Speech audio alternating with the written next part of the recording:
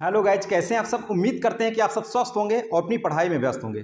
तो गाइज आज चलिए शुरू करते हैं एक नया टॉपिक। और आज का जो टॉपिक है हमारा वह है पर्यावरण और पारिस्थितिकी, इकोलॉजी एंड एनवायरनमेंट। तो चलिए आज के इस टॉपिक को शुरू करते हैं, क्योंकि यह टॉपिक बहुत ज़्यादा इंपॉर्टेंट है। इससे भी ढेर सारे प्रश्न आते हैं और ये थोड़ा सा लंबा टॉपिक है गाइज, आपके टीजीटी और पीजीटी के एग्जाम के दृष्टिकोण से, और इससे क्वेश्चन आते ही आते हैं गाइज। तो चलिए देख लेते हैं आज के अपने इस टॉपिक को, फिर हम स्टार्ट करेंगे। तो एक बार तेजी से आप लोग सेशन को जरा शेयर कर दीजिए, और लोग काफ़ी संख्या में आप लोग जुड़ते हैं तो थोड़ा सा मजा आता है। तो चलिए शुरू करते हैं आज के अपने इस टॉपिक को। एक ही लेक्चर में सब कुछ, देखिए कैसे समाप्त होने वाला है, एक ही लेक्चर में सब कुछ कैसे फिनिश होगा उसकी बात भी हम करते हैं। तो देखिए सबसे पहले गाइज आप जान रहे हैं कि यह है इकोलॉजी एंड एनवायरनमेंट। स्टार्टिंग से करते हैं, बेस से बिल्कुल लेकर के चलते हैं। देखिए टर्म शब्द इकोलॉजी जो है, term ecology given by Ernest Haeckel. Haeckel ने दिया शब्द इकोलॉजी। ये टर्म इकोलॉजी किसने दिया गाइज? ये दिया अर्नेस्ट हैकेल ने। कब दिया? 1868 में। 1868 में दिया अर्नेस्ट हैकेल ने ये टर्म दिया। और इसे यूज किसके द्वारा किया गया? सबसे पहले यूज्ड बाय रीटर। किसके द्वारा? रीटर के द्वारा, या कह दीजिए रिचर के द्वारा इसका सबसे पहले यूज किया गया। तो ये देख लिया आपने। दूसरा पॉइंट है फादर ऑफ इकोलॉजी। इकोलॉजी के पिता किसको कहा जाता है? तो फादर ऑफ इकोलॉजी है अलेक्जेंडर वान हम्बोल्ट्ज। अलेक्जेंडर वान हम्बोल्ट्ज ये हैं फादर ऑफ इकोलॉजी। बिल्कुल सिंपल वे में एकदम सिस्टमेटिक तरीके से हम लेकर के चलते हैं गाइस। और फादर ऑफ इंडियन इकोलॉजी कौन है? तो रामदेव मिश्रा। कौन है गाइस? रामदेव मिश्रा, या कह दीजिए आर मिश्रा या आर डी मिश्रा, कहीं कहीं आपको देखने को मिल जाएगा। तो कह दीजिए आप आर मिश्रा या रामदेव मिश्रा को क्या कहा जाता है? Father of Indian ecology. देखिए हम आज जो भी करा रहे हैं ये सभी प्रश्न पूछे गए गाइस। इकोलॉजी में आप जानते हैं, क्योंकि आप 10 में भी 9 में भी है इकोलॉजी, और इंटर में भी आपने पढ़ा है इकोलॉजी को। तो ये जो है इंपॉर्टेंट टॉपिक है ही, लेकिन इसमें छोटी छोटी जो बातें हैं वो थोड़ा सा आपको मालूम होनी चाहिए गाइस। तो चलिए देखते हैं आगे पॉइंट्स। अब इकोलॉजी है क्या? According to Odum. ओडम के अनुसार थोड़ा सा हम देखते हैं। ओडम एक साइंटिस्ट हैं, इनके अनुसार इकोलॉजी को कैसे डिफाइन किया गया। तो ये है परिभाषा इकोलॉजी की, कि ecology is the study of structure and function of nature. ये किसका अध्ययन है? Study of structure and function of nature, प्रकृति का। ये नेचर मीन्स क्या है गाइस? नेचर मीन्स है प्रकृति, ठीक है, प्रकृति। इकोलॉजी जो है प्रकृति की संरचना और कार्य का अध्ययन है। प्रकृति की संरचना और कार्य के अध्ययन को हम क्या कहते हैं? इकोलॉजी। तो अब ये तो आपको पढ़ना नहीं है, परिभाषा तो वहां आती है नहीं, लेकिन हाँ ऐसा दे देता है, ये टर्म दे देगा, पूछ लेगा यह कथन किसका है, तो ये आपको ध्यान रखना है। अगला पॉइंट एक टर्म और है, यह टर्म भी पूछा गया है कि ऑप्शन दे दिया था कि ये टर्म को लास्ट में क्या कहते हैं। तो देखिए the study of interaction between living organism and environment. Living organism का मतलब है जीवित जीवधारी गाइस। जीवित जीवधारी और पर्यावरण के बीच इंट्रैक्शन के अध्ययन को क्या कहते हैं? कहते हैं इकोलॉजी। इसके अध्ययन को क्या कहते हैं? इकोलॉजी कहते हैं। यह है दूसरी डिफिनीशन। दूसरी डिफिनीशन है गाइस। किसके किसके अध्ययन को कहते हैं? यानी जीवित जीवधारियों और पर्यावरण के बीच इंट्रैक्शन के अध्ययन को क्या कहते हैं? इकोलॉजी कहते हैं। अब यहां पर देख लेते हैं फादर ऑफ प्लांट इकोलॉजी किसे कहा जाता है? फादर ऑफ प्लांट इकोलॉजी कहा जाता है एल्टन को। किसको कहा जाता है? एल्टन ने। इन्होंने ये कॉन्सेप्ट दिया था, कॉन्सेप्ट ऑफ पिरामिड दिया था। क्या? Concept of pyramid, gave concept of pyramid किसने दिया था? एल्टन ने। तो ये बात भी आपको थोड़ा सा ध्यान रखना है। अब आगे अगर चलते हैं तो ये जो इकोलॉजी है, इकोलॉजी दो यहां पर शाखाएं हैं, ये देख लीजिए, ब्रांच ऑफ इकोलॉजी देख लीजिए कौन कौन सी हैं। इस टर्म को भी आपको ध्यान रखना है। इकोलॉजी, आर्ट इकोलॉजी और सीन इकोलॉजी। आर्ट इकोलॉजी और सीन इकोलॉजी, यहां देख लीजिए दो ब्रांच है। और ये जो कॉन्सेप्ट है आर्ट इकोलॉजी और सीन इकोलॉजी का जो कॉन्सेप्ट है, ये दिया गया स्क्रोटर एंड किर्चनर। स्क्रोटर एंड किर्चनर के द्वारा दिया गया ये कॉन्सेप्ट। कौन सा कॉन्सेप्ट? आर्ट इकोलॉजी और सीन इकोलॉजी का। यह भी क्वेश्चन आ चुका है गाइस, ये क्वेश्चन आ चुका है। अब आर्ट इकोलॉजी क्या है, सीन इकोलॉजी क्या है, इसको समझते हैं हम लोग। आर्ट इकोलॉजी कहते हैं study of inter relation between single species and it's environment. देखिए क्या है सिंगल स्पीसीज, यानी एक जाति और इसके पर्यावरण के बीच इंटर रिलेशन के अध्ययन को आर्ट इकोलॉजी कहते हैं। आर्टिकोलॉजी कहते हैं। किसको आर्टिकोलॉजी कहते हैं? Study of inter relation between single species and it's environment. तो आप यह समझ गए होंगे बखूबी गाइस। तो ये आप देख लीजिए, आर्टिकोलॉजी की यह परिभाषा आती है एग्जाम में और पूछ लेता है आर्टिकोलॉजी क्या है, सिनिकोलॉजी। अब यहां सिंगल स्पीसीज और इसके पर्यावरण के बीच इंटर रिलेशन का अध्ययन है आर्टिकोलॉजी। लेकिन सिनिकोलॉजी क्या है? Study of inter relation between population और कम्युनिटी एंड दियर इन्वायरमेंट। यानी देख लिया, अब यहां सिंगल स्पीसीज नहीं है, पॉपुलेशन अथवा कम्युनिटी, पॉपुलेशन अथवा कम्युनिटी और उसका पर्यावरण के इंटर रिलेशन का अध्ययन क्या कहलाता है? सिनिकोलॉजी कहलाता है। और ये कॉन्सेप्ट आर्टिकोलॉजी सिनिकोलॉजी का कॉन्सेप्ट किसने दिया? मैंने बता दिया, स्क्रोटर एंड किर्चनर ने दिया। और ये भाई साहब 10% लिंडेमान का जो 10% का नियम है, इसको आप ध्यान रखिएगा। जैसे ही ऊर्जा सूर्य से मिलती है, फिर पौधों को मिलती है, पौधों को दूसरे जो हर्बीवोरस हैं शाकाहारी वो खाते हैं उन्हें, फिर शाकाहारी को मांसाहारी, मांसाहारी को फिर सबसे सर्वोच्च जो उपभोक्ता है वो ग्रहण करता है। तो ये जो ऊर्जा एक दूसरे में ट्रांसफर होती है वो कितना परसेंट ट्रांसफर होती है? 10% एक दूसरे से ऊर्जा ट्रांसफर होती है। मान लीजिए कि हम हैं, हमको आया शेर अटैक किया और हमको खा गया, तो हमारे पूरी ऊर्जा से लगभग कितना परसेंट? 10% उस शेर को मिलेगी। शेर को दूसरा कोई खा गया, उससे 10% जाएगा। तो 10% का जो नियम है एनर्जी ट्रांसफर का, ये लिंडेमान ने दिया था। तो ये तो बहुत प्रचलित है गाइस, इसे आप ध्यान रखिएगा, ये बहुत प्रचलित है, बहुत आता है। चलिए थोड़ा इसको स्टार्ट करने से पहले कि ये क्या है, इसमें एबायोटिक कंपोनेंट्स होते हैं, बायोटिक कंपोनेंट्स होते हैं, कुछ अजैविक घटक होते हैं और कुछ जैविक घटक होते हैं। देखो इकोलॉजी जो है, अब ऐसा समझिए, हम इकोलॉजी की बात करें या इसी में अभी एक टॉपिक है इकोसिस्टम, पारितंत्र। पारितंत्र वो है क्या, इसको समझिए। अब इसमें अजैविक घटक और जैविक घटक दोनों हैं। अब इस टर्म को आप समझिएगा, नॉट सर्म, टर्म। एबायोटिक कंपोनेंट अजैविक घटक, इसका मतलब वो जीव नहीं है, जीवित नहीं है। जैसे जीवित नहीं है कौन कौन से अजैविक घटक, और जो जैविक घटक हैं वो पूरे अजैविक घटकों के द्वारा ही घिरे हैं। जैसे हम जैविक घटक हैं, जीवित है ना, तो अब मान लीजिए भले वो कीड़े मकोड़े क्यों ना हो, जो जीवित हैं, जो सजीव हैं, जो सड़ गल जाएं, समझ रहे हैं, सूक्ष्म जीवधारियों के द्वारा वो जैविक घटक हैं। जो न सड़े गले, ऐसा कह दीजिए अजैविक घटक में, जैसे हवा है वो जीव है क्या? नहीं, अजैविक घटक में आएगा। लाइट जो प्रकाश, अजैविक घटक में आएगा। जल अजैविक घटक में आएगा। जो मृदा है, मिट्टी, अजैविक घटक में आएगा। ये सब क्या है? अजैविक घटक है। जैसे आप कह दें, सबसे ज्यादा जो पूछा जाता है वो पूछा जाता है DDT, डाइक्लोरो डाइफेनिल ट्राइक्लोरोइथेन। वो क्या है? वो भी है क्या है? अजैविक घटक है। प्लास्टिक आपका क्या है? अजैविक घटक है भाई, वो आपका जो है अजैविक घटक के अंतर्गत ही आता है। अब जैसे सीवेज आ जाए, गंदे जो नाले हैं उससे जो निकल रहे हैं, गंदे नाले जो मलमूत्र निकल रहा है, वो जैविक घटक है। जैविक घटक उसका अर्थात सूक्ष्म जीवों के द्वारा वो क्या कर दिया जाएगा? अपघटित कर दिया जाएगा गाइस, सूक्ष्म जीवों के द्वारा, उसमें भी है। तो चलिए अब यहाँ हम समझते हैं, पहले कुछ जो है फुल फॉर्म है, फुल फॉर्म को देख लेते हैं, यह भी बहुत आता है। फिर कुछ जो है कुछ दिवस हैं उसको देख लेते हैं, फिर इसमें जो मोटा मोटा क्या है उसको भी देख लेते हैं। जैसे अब यहाँ पूछा जाता है CFC, CFC को क्या कहते हैं? क्लोरोफ्लोरोकार्बन्स। क्लोरोफ्लोरोकार्बन्स कहीं कहीं CFCS लिखा रहता है, CFCS क्लोरोफ्लोरोकार्बन्स। रेफ्रिजरेटर से निकलते हैं ना गाइस, रेफ्रिजरेटरों से। CFC अभी मैं इसका रोल बता रहा हूं कि कहां है, ये हानिकारक है। पैन पर oxy acetyl nitrate, peroxy acetyl nitrate, PAN का पूरा ये नाम है इसके अंतर्गत। DDT dichloro diphenyl trichloroethane, dichloro diphenyl trichloroethane. WWF world wide fund for nature, guys ये very very most important. WWF world wide fund for nature, इसकी स्थापना हुई थी 1969 में।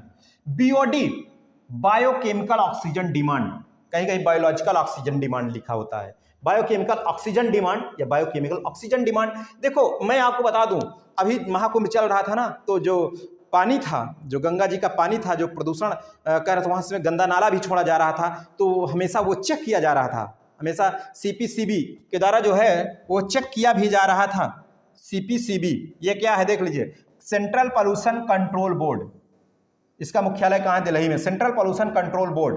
तो ये CPCB के द्वारा उसकी जो है समय समय पे जांच भी की जा रही थी। अब देख लीजिए, अच्छा BOD अगर ज्यादा हो गया तब क्या है, मतलब BOD कैसे बताता है कि पानी एकदम प्योर है कि इम्प्योर है। अगर BOD कम है तो समझिए जितनी BOD कम होगी उतनी प्योरिटी ऑफ वाटर ज्यादा होगी। BOD ज्यादा है इसका मतलब प्योरिटी ऑफ वाटर इज बहुत कम होगी, समझ रहे हैं? ए है। अब IUCN क्या है? International union of conservation of nature. ये कहीं कहीं इतना ही लिखा होगा IUCN नेचर तक, लेकिन कहीं कहीं आपको एंड नेचुरल रिसोर्सेज भी आ जाता है। International union of conservation of nature and natural resources. चलिए MIC क्या है? बहुत बहुत जो है ये हाईलाइटेड चल रही है अभी जो है। इसके जो मेथिल आइसोसाइनेट पूरा नाम है मेथिल आइसोसाइनेट। ये घटना हुई थी कब? 2 से 3 दिसंबर की रात 1984 में। कहीं कहीं 3 दिसंबर लिखा रहता है, तो 3 दिसंबर 1984 को यह घटना हुई थी। कहां पर? यह भोपाल ट्रेजेडी की घटना है। भोपाल ट्रेजेडी की घटना है, समझ रहे हैं गाइस? भोपाल ट्रेजेडी की घटना है। इसमें जो यूनियन कार्बाइड फैक्ट्री थी उसमें गैस का MIC गैस का रिसाव होने के कारण बहुत सारे लोग मर गए थे और इसका असर काफी दिनों तक चल रहा था। अभी हाल ही में इसका जो मलबा है, उसको जो वेस्टेज है, कचरा है, उसको फिलहाल जलाने को लेकर के बड़ा धरना प्रदर्शन चल रहा है। अभी ये मामला हाईलाइट में चल रहा है, तो इसको आप ध्यान रखिएगा। MIC मेथिल आइसोसाइनेट 3 दिसंबर 1984 को भोपाल ट्रेजेडी गैस रिसाव की दुर्घटना हुई थी। MAB man and biosphere. CPCB मैंने बता दिया, central pollution control board. UNESCO देखिए, united nations educational scientific and cultural organisation. UNEP क्या है? अब ये देखिए UNEP क्या है? ये बहुत ही इंपॉर्टेंट है गाइस, बहुत ही इंपॉर्टेंट है ये। UNEP United Nation environmental programme. ये कहाँ है मुख्यालय भाई? पेरिस में, United Nation environmental programme. WHO world health organisation, ये तो आप जानते ही होंगे। FSI BSI ZSI, ये है क्या? FSI forest survey of India, BSA botanical survey of India, zoological survey of India, ZSI। NGT की रिपोर्ट पे बहुत क्वेश्चन चल रहे हैं। अभी ये हाईलाइटेड जो मैंने CPCB की बात किया और NGT, इन दोनों को आप ध्यान रखिएगा गाइस। इन दोनों को, NGT और CPCB मैंने बताया, इन दोनों को आप ध्यान रखिएगा। कुंभ खत्म हुआ, इस पे बहुत तेजी से प्रकरण चल रहा है। अभी बहुत सारे लोगों को ऐसा बताया गया कि जो महाकुंभ हुआ उसमें बहुत ये दावा किया जा रहा है CPCB के द्वारा कि वहां पर जो पानी है वो पूरी तरीके से शुद्ध नहीं था। ऐसा मतलब न्यूज में आ रहे हैं। हम भी परफेक्ट, देखो मैं बोल रहा हूं, कहीं भी सत्यापन कराना शुरू कर देते हैं, लेकिन हाँ वो नाला मैं आपको दिखा सकता हूं जहां वो गिर रहा है, समझ रहे हैं? 4 देखिए NGT national green tribunal, national green tribunal 18 अक्टूबर 2010 में यह पारित हुआ था। NGT को आप ध्यान रखिएगा, इसका पूरा नाम। और एक है वर्ल्ड लाइफ प्रोटेक्शन एक्ट, इसको कब पारित किया गया था? 1972 में। तो ये कुछ फुल फॉर्म थे, इनको आप ध्यान रखिएगा। अब कुछ डे हैं, दिवस हैं, इनको ध्यान रखिए, फिर आगे चलते हैं गाइस। जैसे ये तो सभी जानते हैं, वर्ल्ड एनवायरनमेंट डे, विश्व पर्यावरण दिवस कब मनाया जाता है? 5 जून को। वर्ल्ड अर्थ डे कब होता है? विश्व पृथ्वी दिवस 22 अप्रैल को। ओजोन दिवस कब होता है? 16 सितंबर को। वर्ल्ड पॉपुलेशन डे कब होता है? विश्व जनसंख्या दिवस 11 जुलाई को। और भोपाल गैस ट्रेजेडी, ये दुर्घटना कब हुई थी? 2 से 3 दिसंबर 1984 को हुई थी। ये सभी आप जानते हैं। अब जैसे ज्वाइंट फॉरेस्ट मैनेजमेंट कब हुआ? ये 1980 में यह पारित हुआ। रामसर कन्वेंशन कब हुआ? 2 फरवरी 1971 को। बायोडाइवर्सिटी एक्ट कब बना? 2002 को। और अर्थ समिति का गठन 1992। वर्ल्ड समिति ये 2002। और चेरनोबिल डिजास्टर 26 अप्रैल 1986। प्रोजेक्ट टाइगर 1 अप्रैल 1973। और world life act was passed in 1972। ये क्वेश्चन मैक्सिमम आए हुए हैं गाइस, मैक्सिमम आए हुए हैं, इसको भी आप नोट कर लीजिए, बहुत ही ज्यादा इंपॉर्टेंट हैं, बहुत ज्यादा इंपॉर्टेंट है। अब कुछ शब्द हैं, वो शब्द किसने दिया इसको भी आप देख लीजिए। मैं आपको बता रहा हूं, एकदम कैटेगरी वाइज बना करके ले आता हूं आप सबके लिए। जैसे एक तरफ मैं टर्म लिख दिया हूं गाइस, एक तरफ मैं टर्म लिख दिया हूं, एक तरफ ये शब्द किसने दिया, इसको ऐसा आप बना लीजिएगा। आप लिखने के बाद कुछ इस तरीके से इसका ढांचा बना लीजिएगा, इस तरीके से, ऐसा लो भैया, ऐसा बना दिया। अब ये टर्म इकोसिस्टम किसने दिया? हैजी टांसले ने दिया टर्म इकोसिस्टम। और बायोडाइवर्सिटी रोजन ने दिया। इकोटाइप टरेसन ने दिया। निच टर्म गिरनेल। और कीस्टोन स्पीसीज पैनी, इसमें एक साइंटिस्ट कभी कभी एक और दे देता है ना, इसमें ध्यान में नहीं है।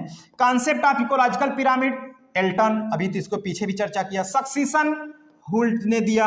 और हॉट स्पॉट मेयर ने दिया। तो ये कुछ टर्म है जो किसने दिया, इधर टर्म लिख दिया हूँ, जिसने दिया उधर लिख दिया हूँ। तो इसे भी आप नोट कर लीजिएगा गाइज, इसे भी आप नोट कर लीजिए।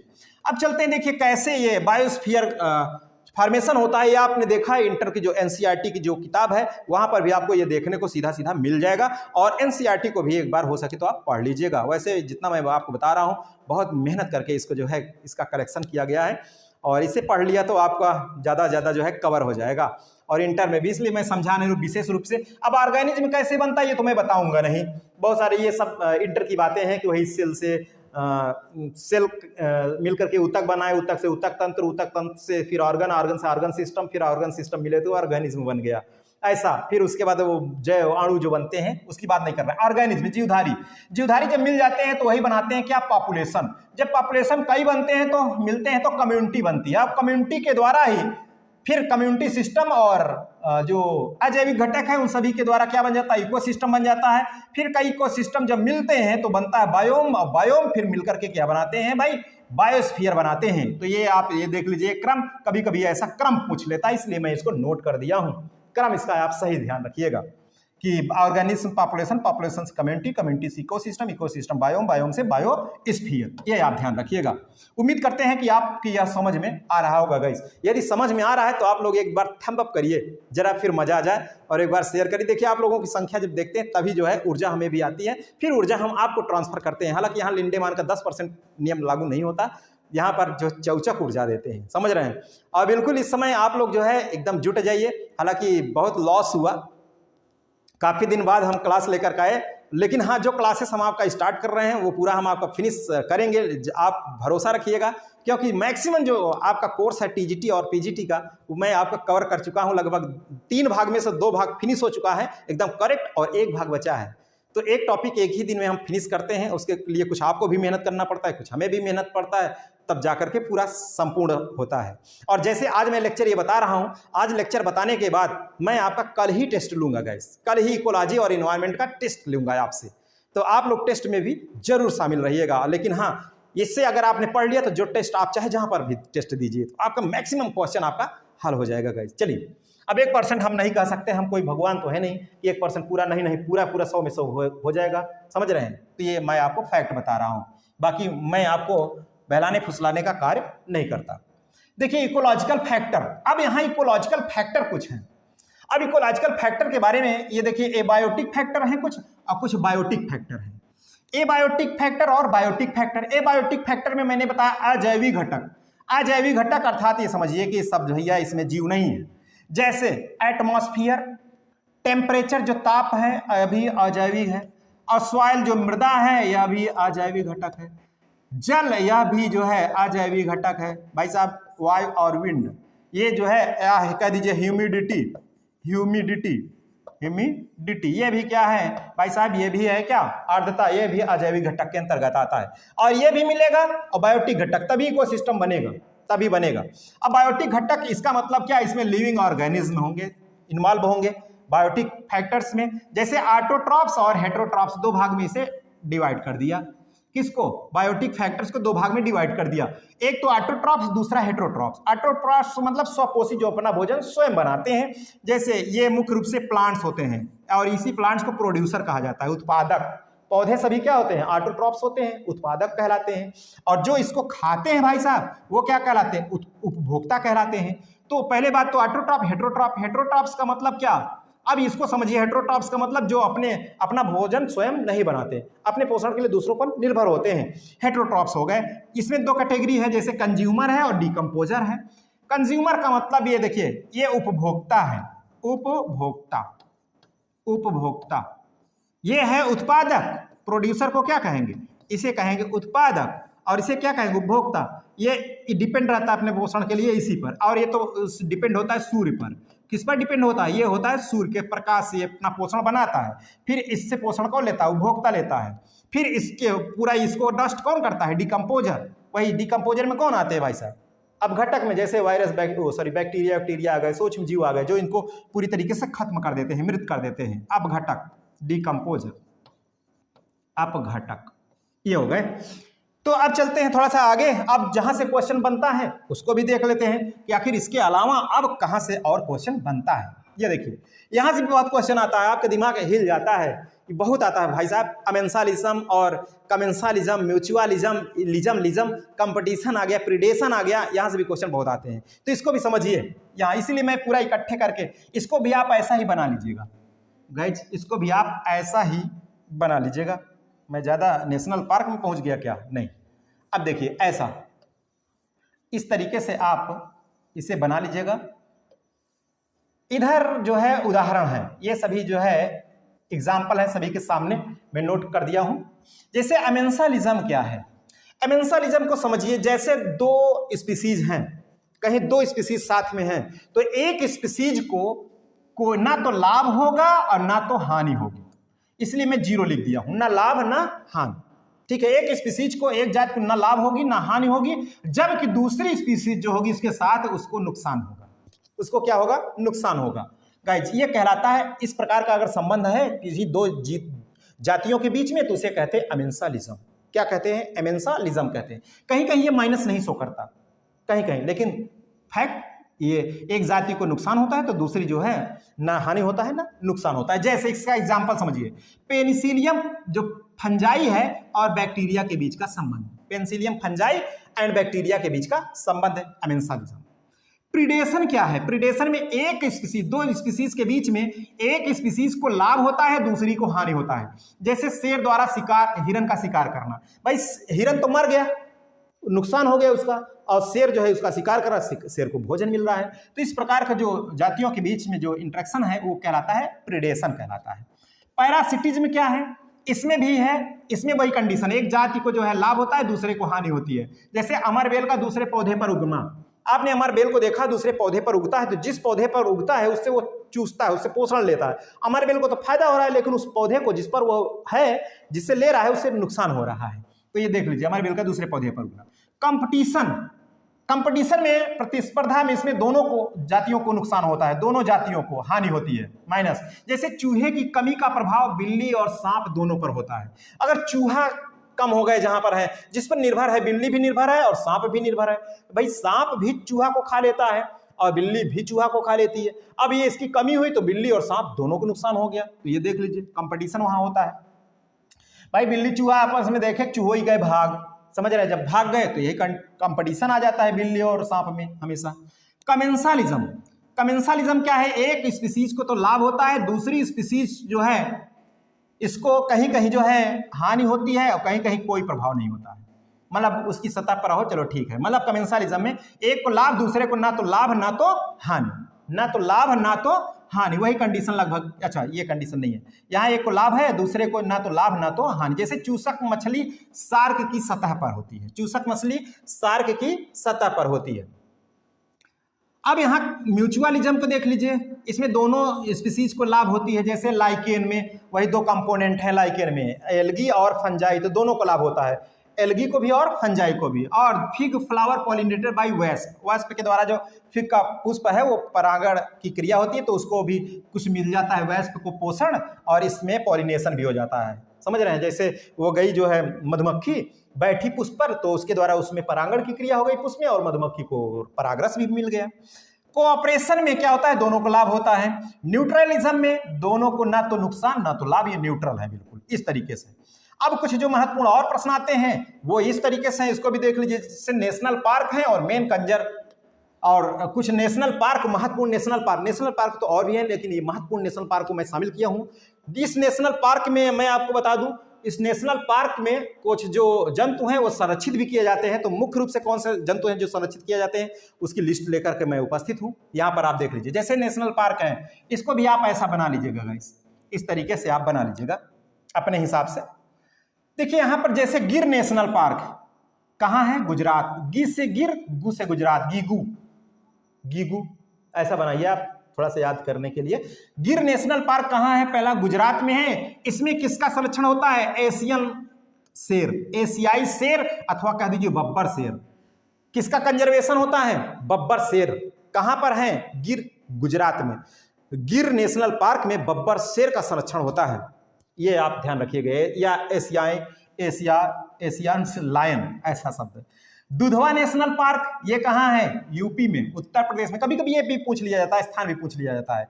तो दूसरा है दुधवा नेशनल पार्क, ये उत्तर प्रदेश में। इसमें किसका कंजर्वेशन है? टाइगर का। कार्बेट नेशनल पार्क ये कहाँ है? नैनीताल, उत्तराखंड में। उत्तराखंड नैनीताल, इसमें किसका कंजर्वेशन है? टाइगर का। काजीरंगा नेशनल पार्क कहाँ है? असम में। यह भी पूछा जाता है कहाँ है? काजीरंगा असम में। इसमें किसका संरक्षण है? गैंडे का, या कह दीजिए राइनोसोर्स। ये फेमस फॉर, यानी Kaziranga national park which is situated in Assam is famous for rhinoceros के लिए फेमस है, अर्थात गैंडे के लिए। केदारनाथ नेशनल पार्क ये कहाँ है? उत्तराखंड में। कस्तूरी हिरन, इसमें मस्क डियर, कस्तूरी हिरन के लिए फेमस है। और कान्हा नेशनल पार्क कहाँ है? मध्य प्रदेश में, एमपी में। इसमें टाइगर और बारहसिंघा, इसका संरक्षण है, टाइगर और बारहसिंघा। तो ये बहुत ज़्यादा इंपॉर्टेंट है गाइस, ये बहुत ज़्यादा इंपॉर्टेंट है। अब कुछ यहाँ पर पॉइंट्स और भी हैं, इनको भी देख लीजिए जो पॉइंट्स हैं, तो उसके बाद मैं आगे चलता हूँ। अब देखिए ऐसे पॉइंट्स भी हम यहाँ पर बना रखे हैं, इनको देख लीजिए। जैसे चिल्का लेक, चिल्का झील कहाँ है? Located in Orissa. कहाँ है? उड़ीसा में है। इस फेमस फॉर बर्ड, जो किसके लिए है? बर्ड के लिए प्रसिद्ध है, बर्ड के लिए प्रसिद्ध है। डॉक्टर सलीम अली को तो जानते ही होंगे गाइस आप लोग, डॉक्टर सलीम अली बर्ड्स के लिए बहुत फेमस है ये डॉक्टर सलीम अली। तो चिल्का लेक कहाँ लोकेटेड है? उड़ीसा में, जो किसके लिए फेमस है? बर्ड के लिए। सरिस्का टाइगर रिजर्व कहाँ ने स्थित है? Sariska tiger reserve located in Rajasthan. कहाँ पर है? राजस्थान में। और Chandraprabha sanctuary located in Uttar Pradesh, Chandauli में। उत्तर प्रदेश के चंदौली में, चंदौली जिले में चंद्रप्रभा सेंचुरी है। A high density of protected animals in a national park can result in intra specific competition. ये पॉइंट्स एग्जाम में आया है गाइस, इसलिए मैं इस पॉइंट को शामिल कर दिया हूं कि इंट्रा स्पेसिफिक कंपटीशन कहां उत्पन्न होता है। इंट्रा स्पेसिफिक कंपटीशन कहाँ उत्पन्न होता है? जब एक घनी आबादी वाले क्षेत्र में, या कह दीजिए ऐसा नेशनल पार्क जहाँ पर ढेर सारे जो है प्रोटेक्टेड एनिमल को ज़्यादा इकट्ठा कर दिया जाए, तब वहाँ पर जो है इंट्रा स्पेसिफिक कंपटीशन शुरू हो जाता है। और एक है WWFN, अब ये WN लिखें या ना लिखें, WWF has logo for conservation of giant panda. Giant panda, इसका मुख्यालय कहाँ है? स्विट्जरलैंड में। इसका लोगो जो है, WWF का लोगो क्या है, ऐसा पूछा गया है guys. WWF world wide fund for nature, इसका लोगो क्या है? तो जियांट पांडा इसका लोगो है गाइस, जियांट पांडा। अब चलते हैं आगे, देखते हैं गाइस। यहाँ पर जैसे Jim Corbett national park, Jim Corbett national park, इससे पहले इसका क्या नाम था? Hailey national park. और ये कहाँ है गाइस? उत्तराखंड में। जिम कॉर्बेट नेशनल पार्क, इसका पुराना नाम था हैली नेशनल पार्क, जो कहाँ है? उत्तराखंड में। It is first national park in India, यह भारत का यानी इंडिया का पहला नेशनल पार्क है। यह इंडिया का पहला नेशनल पार्क है। अब यहाँ दूसरी पॉइंट्स है। दूसरा, the largest and oldest botanical garden of India, यानी सबसे बड़ा और पुराना जो बोटेनिकल गार्डन भारत में, वो कौन सा है? कहाँ स्थित है? तो the largest and oldest botanical garden of India is situated in royal botanical garden, royal botanical garden Shivpur, Kolkata. Kolkata के शिवपुर में है रॉयल बोटेनिकल गार्डन। ये सबसे भारत का पुराना और सबसे बड़ा बोटेनिकल गार्डन है, सबसे पुराना बोटेनिकल गार्डन है। अब यहाँ कुछ यहाँ पर ये भी है, इस पॉइंट को भी देख लीजिए। मैं आपको एकदम मेन फैक्ट पॉइंट पर ले चल रहा हूँ गाइस, और इससे मैं आपको बहुत कम समय में पूरा बताने का प्रयास कर रहा हूँ गाइस। ये देखिए यहाँ पर जैसे ये पॉइंट्स हैं, इससे भी क्वेश्चन बहुत आते हैं, इससे भी क्वेश्चन बहुत ज़्यादा आते हैं, इसको भी आप ध्यान दीजिए। जैसे यहाँ पर आप ध्यान दीजिए, इन सिटू कंजर्वेशन और इन सिटू कंजर्वेशन है क्या, ये देख लीजिए।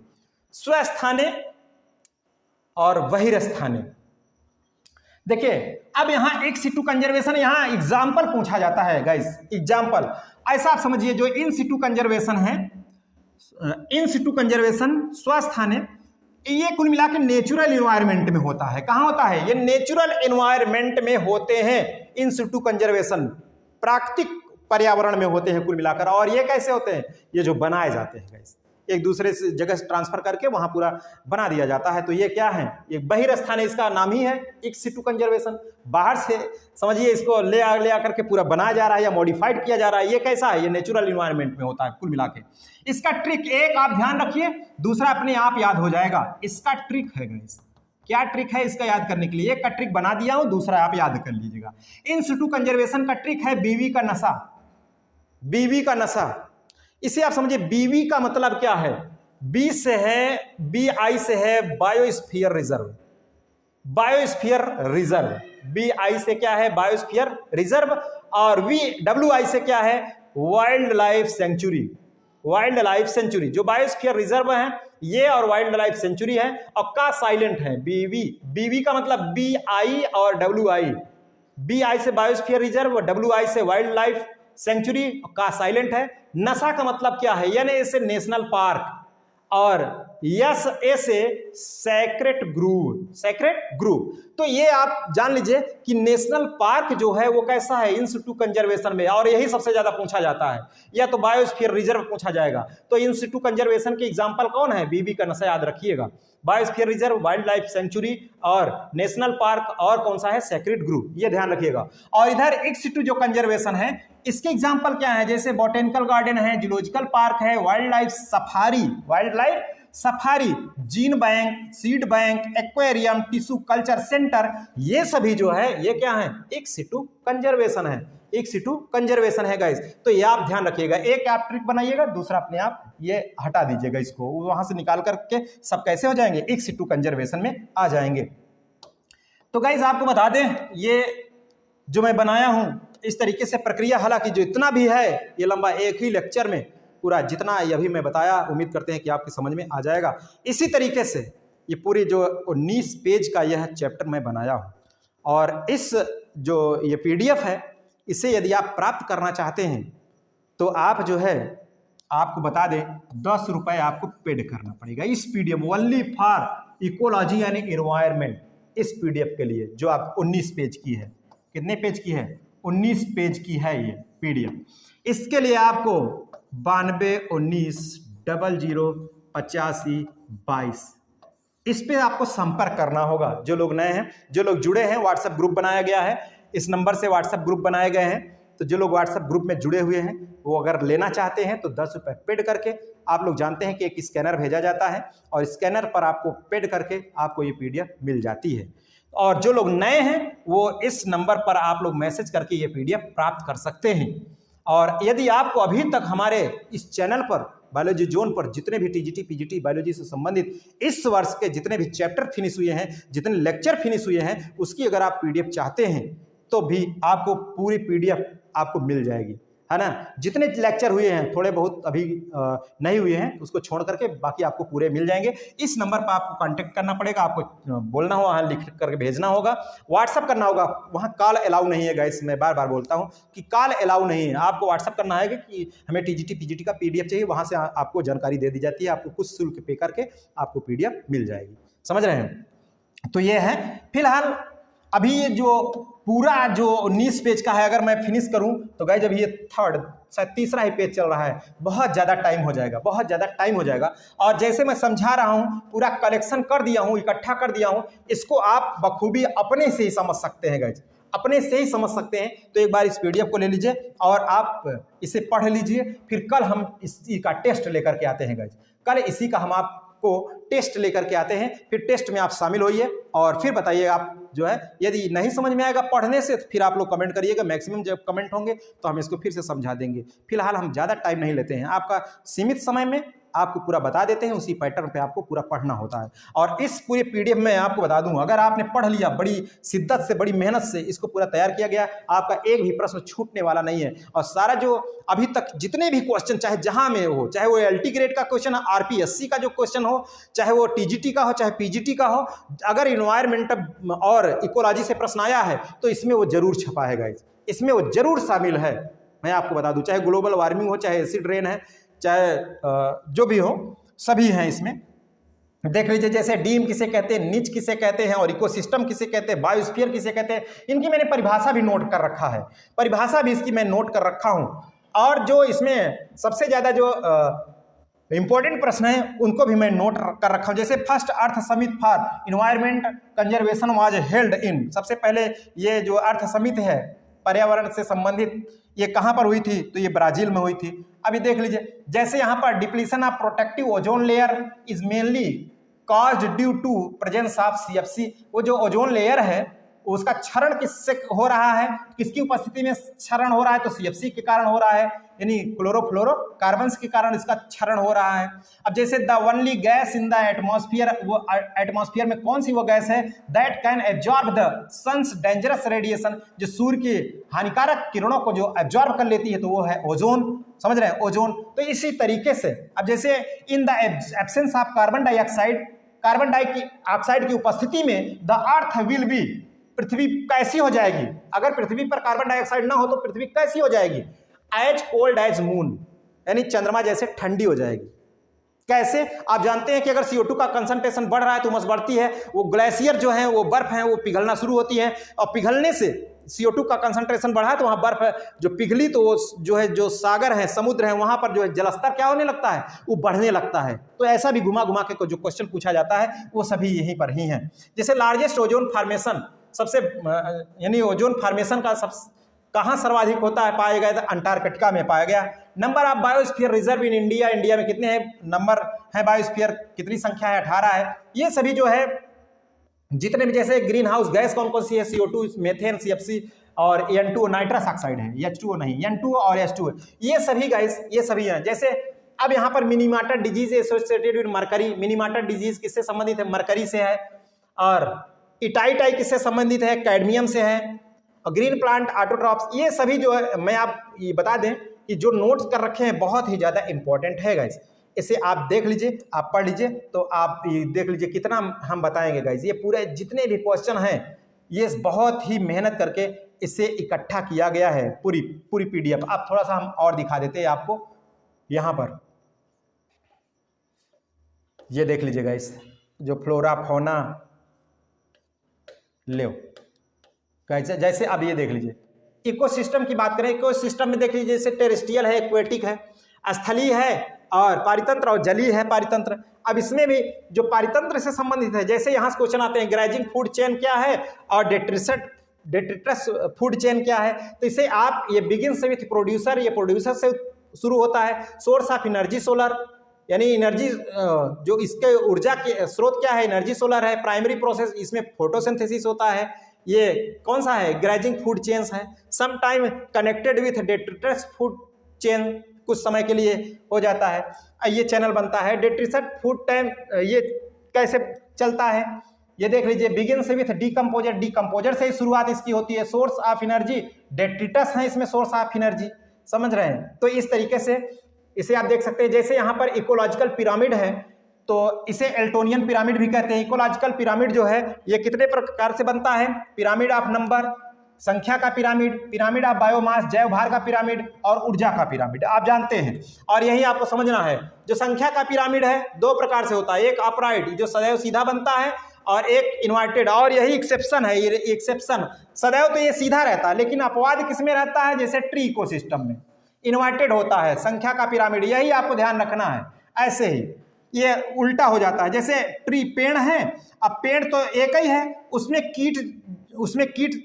ज्यादा हो गए, अब कीट को खाने वाली चिड़िया ज्यादा हो गई, फिर इसी तरीके से ज्यादा चले गए, तो संख्या इसकी बढ़ती चली गई, संख्या क्या हो गई, बढ़ती चली गई यहाँ पर, समझ रहे हैं। तो ये कैसा हो गया, इन्वर्टेड, उल्टा हो गया संख्या की पिरामिड। अब सदैव तो ऐसे सीधा होता है, लेकिन इसमें उल्टा होता है। अब उसी तरीके से जैवभार का पिरामिड सदैव तो सीधा होता है, लेकिन उल्टा कहाँ होता है, उल्टा होता है एक्वेटिक सिस्टम में, जैसे तालाब में, तालाब पारितंत्र में जैवभार का पिरामिड उल्टा होता है। तो ये तालाब वाला जरूर ध्यान रखना है आपको, तालाब का जैवभार के लिए तालाब वाला ध्यान रखना है, और यहाँ पेड़ के लिए, वृक्ष के लिए आपको ध्यान रखना है, ये जो एक्सेप्शन है इसी को आपको ध्यान रखना है। जैसे अब इसमें क्या होता है, जैसे भार, जो बड़ी मछली सबसे ज्यादा भार हो जाता है, उससे छोटी कम भार, उससे छोटी कम भार, फाइटोप्लैंक्टन कम भार, तो इस तरीके से ये उल्टा हो जाता है गाइस, उल्टा हो जाता है। अब उसी तरीके से जो एनर्जी ऊर्जा का पिरामिड सदैव सीधा होता है, यही सबसे ज्यादा पूछा गया है, ऊर्जा का पिरामिड सदैव सीधा होता है। 10% आप जो ला है लिंडेमान का, ये तो आप जानते हैं कि only 10% energy going one two another level, एक से दूसरे लेवल में केवल 10% ऊर्जा ही ट्रांसफर होती है, तो ये आप जानते हैं। तो इस तरीके से बाकी जो है जितना भी है आप लोग एक बार इसे पढ़ लीजिएगा, बहुत सिंपल तरीके से, बहुत सिंपल वे में इसे मैं बना दिया हूं, तो इसे आप लोग देख सकते हैं।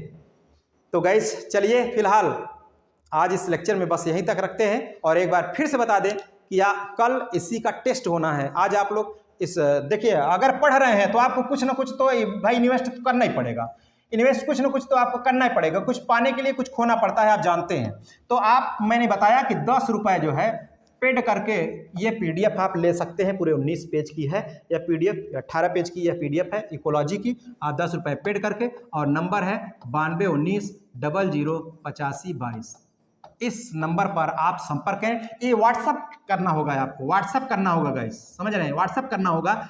इस नंबर पर संपर्क करेंगे तो आपको यह पीडीएफ मिल जाएगी। यदि मैंने बताया कि आपको जितने लेक्चर अभी तक हो चुके हैं पूरे आपको पीडीएफ चाहिए, पूरे लेक्चर की पीडीएफ चाहिए, तो आपको इस नंबर पर आपको लिखकर सेंड करना होगा कि अभी तक टीजीटी पीजीटी की जितने भी लेक्चर हो चुके हैं सभी की पीडीएफ को चाहिए, तो आपको वहाँ शुल्क बता दिया जाएगा, आप वहाँ से ले सकते हैं। तो चलिए फिलहाल कल आपका जो है इसी का इकोलॉजी का इन्वायरमेंट का आपका टेस्ट होना है, मैं टेस्ट लेकर के आऊँगा। और फिर आज यह देख लीजिए, पूरे दिन भर आप इसका अध्ययन कर लीजिए, पढ़ लीजिए, फिर आप हल करिएगा। कल हमारे इस टेस्ट में आप जरूर शामिल हो जाइएगा।